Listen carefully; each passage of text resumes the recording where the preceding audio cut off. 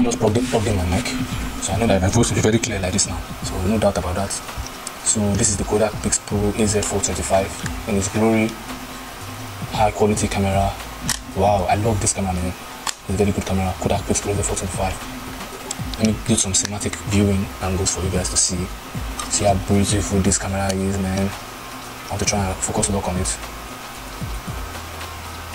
Pardon the noise in the background, don't mind them, the noise of the generator. So this is the camera in its full glory. Let me turn it on for you so you guys can see. It's turned on now.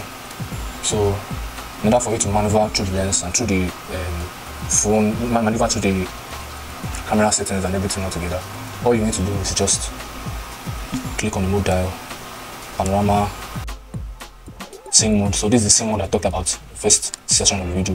You have different various activities that you can do with the camera, ranging from the night landscape, auto scene, beach, fireworks, sunset, landscape for day, that's daylight and landscape. This is the children Photoshop. This is even a portrait. This is night portrait as well.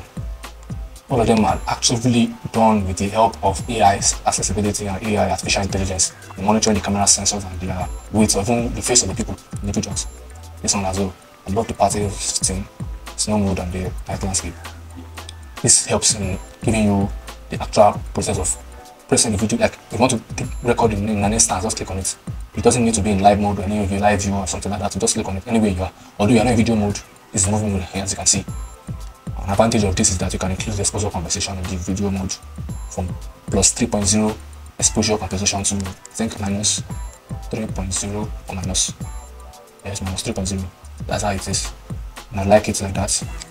It also has a zoom, as you can see. The zoom camera, this is 42x optical zoom, digital optical zoom, 42x, and it's wide angle for that matter. You guys didn't know it's wide angle. I love it because of the fact that it actually gives you a very good clear resolution of the image, even if despite the fact that you're in the highest zoom range, unlike all those although some people might say that you can compare it to the likes of the Samsung and the likes of the iPhone, but this gets the job done more than that. Kodak is a spheric lens, HD zoom lens. Once it's at full 42x, it's right there. This first white. Yes, as you can see that yellow spot in the middle there, the yellow spot here shows it's at 42. But if you want to extend it further, as in addition of the digital zoom, this is how it's going to be 168, fully zoomed out from the combination of the digital zoom and the optical zoom, as you can see. Let's zoom out back. But most of the times you don't necessarily need to use the full zoom, only if you want to take some crazy shots that are far away. That's that. For that, the camera is a 20 megapixel camera. It has a very good lens for this price. Pixpro AZ425. It's just a HD lens. So once you decide to take pictures on the camera, you should know that you know the kind of picture you are getting. It's quality pictures, but not similar to that of DSLRs, but it's quality you get. And it's getting hard to focus, but I'll get it. I'll get it soon. So that's the camera, as you can see, in its full glory. 42x wide, 24 to 1008 millimeter, equivalent to f1.3 to 0 f0 minus, sorry, equivalent to f1.3 0 to x6.8.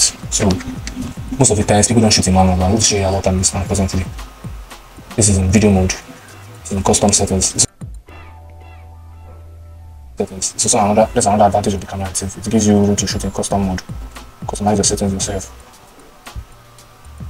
So like now, you can just click on the exposure button and do different settings. Right here, this is the aperture button, f3.0, as you saw before.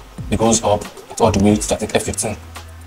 But right now it's in your it doesn't go further than that. It doesn't go further than that because it's in exposure compensation. It's in your custom mode rather. So you just have to change it to what you expect to change it to.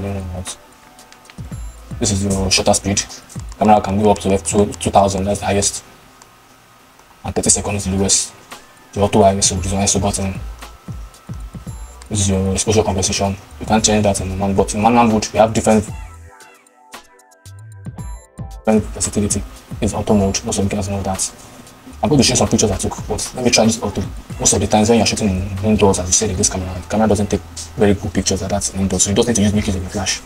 So in order to do that, put in multi autofocus and macro mode. In macro mode, you can absolutely shoot videos that are like pictures and images that are far away.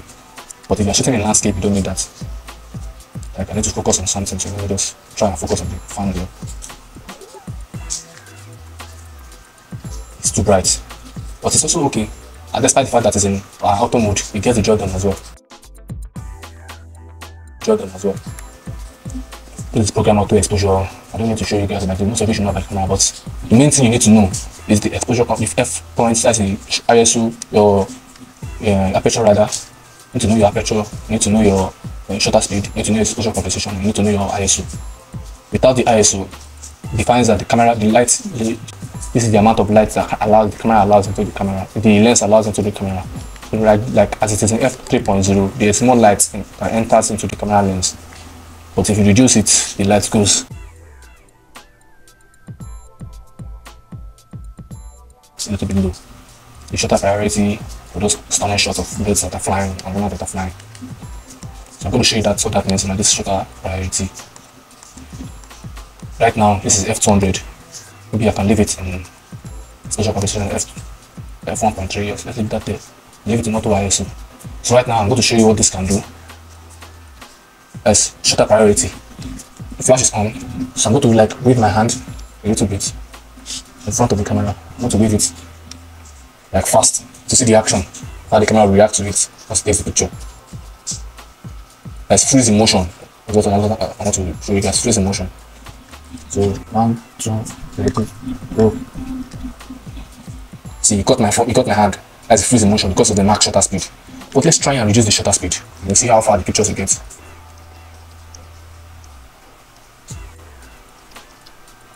Having a hard time focusing. Let me see F2. Let me see F4. So let's try it now. 3, 2, 1, 2, ready. Take a picture. See, my hand was blurry. You can see that's the advantage and the essence of the shutter priority mode.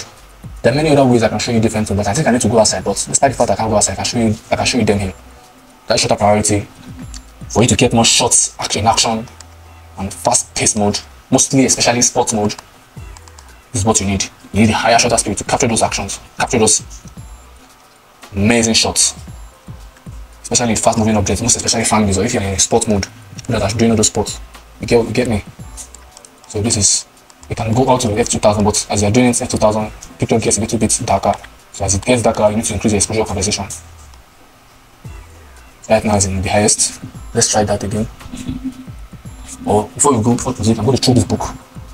Let me see, throw this book and see how far it catches it. So in 3, 2, 1. We cut it. Can you see? Cut the book. So that's that. Let's go to another mode. This aperture priority. Aperture priority only does with the aperture. So if you want to let your picture be too dark, I'm going to show you that. I'm running out of battery. I just need to do this video real quick. So let's get that done with immediate effect. So right now the picture is there, the bag is there.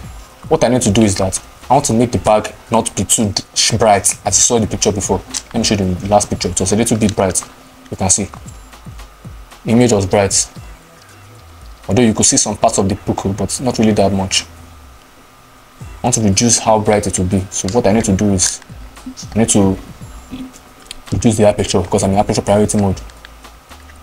That's it. This is your aperture. This is your shutter speed, exposure compensation, and what? Your ISO.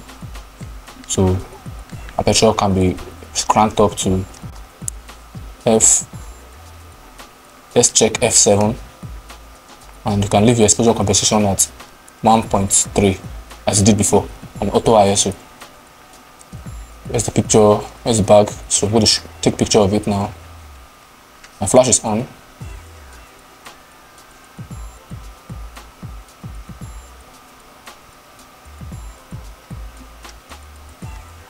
Wait a minute. Flash is on, so that's the picture we took. You can see it came out a little bit dark, not that bright. But let's try it and increase it and leave the exposure compensation as it is. So let's increase the aperture to as it was before, f3.0. You see how the picture will come out.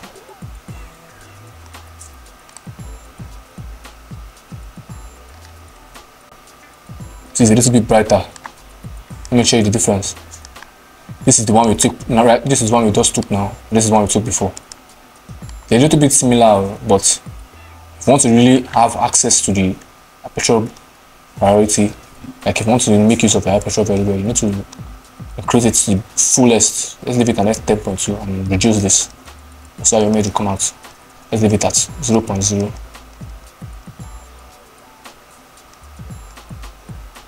And leave it in auto ISO. Take picture of the bag again. See, it's a little bit darker. All this image, I'm going to put it in the screen for you guys to see and to compare it as you want. It's darker than the rest. So that's that for aperture priority. If you need more closer shots, like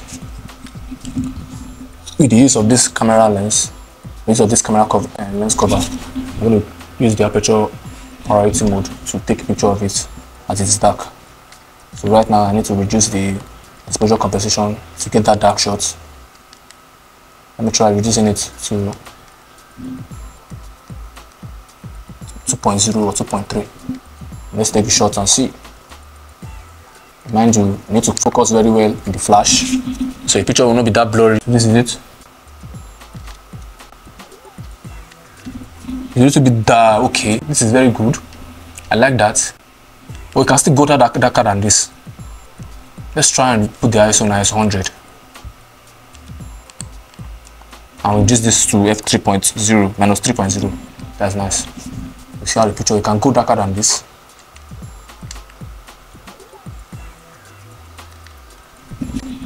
So that very cool. And one thing about this is when you take picture on aperture priority and you want to make your picture only your picture in focus like in macro mode, you see the background is blown out and darkened because it actually want to focus on this only. I see your hand is also in focus, everything is in focus and it's in detail, extreme detail. You can see pictures are going to be shown on the screen in some minutes. This is the first one, this is the other one. This one is darker, this one is also darker. They're similar, but that's that for aperture priority. I think we've done a little bit of that. But what mostly, as I said before, what you need to know is as I said before, this one is your info button for those that want to use different information from it. You can use formats, you can use normal mode, you can use vivid, you can use black and white, you can use sepia, you can use jumia, VidEditing, second, salon, and so on and so forth. Just right here, you can use this for your white balance. So you have manual white balance, you have control color temperature, auto white balance, daylight, cloudy, fluorescent, incandescent, and so on and so forth. But most especially what I want to tell you guys is that when you're taking pictures and videos on this camera, once you take it in black and white or sepia, there's no going back. So you should know what you need to do to get your videos done accurately. You're in manual mode, my lovable mode, man. This is my best mode. For those that are shooting professionally, you should know what this means.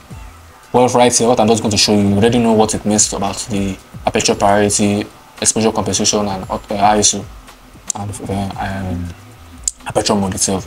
But what now, I'm going to teach you focus modes. On the buttons itself, you can see AF. AF means autofocus. So right as you click the autofocus, this is what comes up on the screen.